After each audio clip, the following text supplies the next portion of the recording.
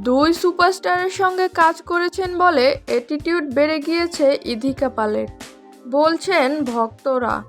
এক সাংবাদিক ইধিকা পালকে জিজ্ঞেস করায় ইধিকা পাল বলেন, অ্যাটিটিউড থাকা ভালো। একদম যদি অ্যাটিটিউড না থাকে তবে কিন্তু ব্যাপারটি প্রবলেমেটিক হয়ে যায়।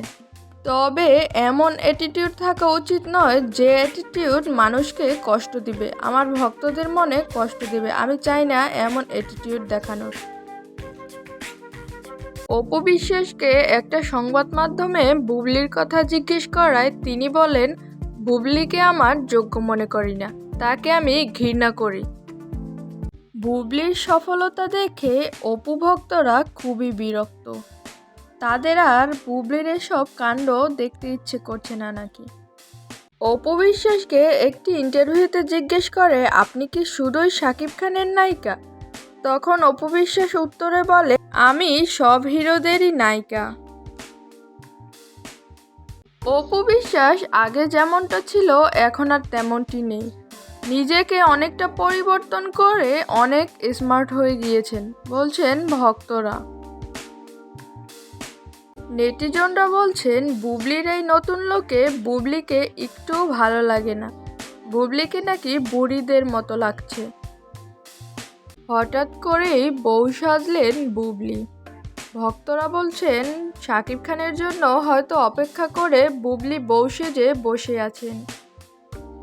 অপু বিশ্বাসের জায়গা এখন শবনম বুবলির দখলে। অপু বিশ্বাসকে হয়তো আর কখনো গৌতম সাহা কিংবা বারিশ হকের সাথে কাজ করতে দেখা যাবে না। তবে এই পরিস্থিতির জন্য অপু বিশ্বাস শবনম বুবলিকে পুরোপুরি দায়ী করছেন। তো ভিউয়ার্স, আপনারাও কি অপু বিশ্বাসের সাথে একমত? কমেন্টে জানাবেন। চিত্রনায়ক সিয়াম আহমেদের সাথে নায়িকা দিঘিকে দেখে প্রথমবারের মতো প্রশংসা করছেন ভক্তরা। দিঘির অভিনয় এক্সপ্রেশন সবাইকে মুগ্ধ করে দিয়েছে তার জনম জনম এই সিনেমায়। শাকিব খানের তাণ্ডব সিনেমায় জয়া আহসানকে নায়িকা হিসেবে নেওয়ায় ভক্তরা বলেন, বয়স্ক নায়িকাই যখন নিয়েছে তখন পূর্ণিমা কিংবা কোয়েল মল্লিককে নিলেই পারত, তাহলে আরও বেশি ভালো হতো। শোনা গেল ব্র্যান্ড প্রমোশনের কাজে আমাদের ঢালিউড কুইন অপু বিশ্বাসের জনপ্রিয়তা অনেক বেশি। ওজন কমিয়ে আকর্ষণীয় লুকে ধরা দিলেন ঢালিউড কুইন অপু বিশ্বাস।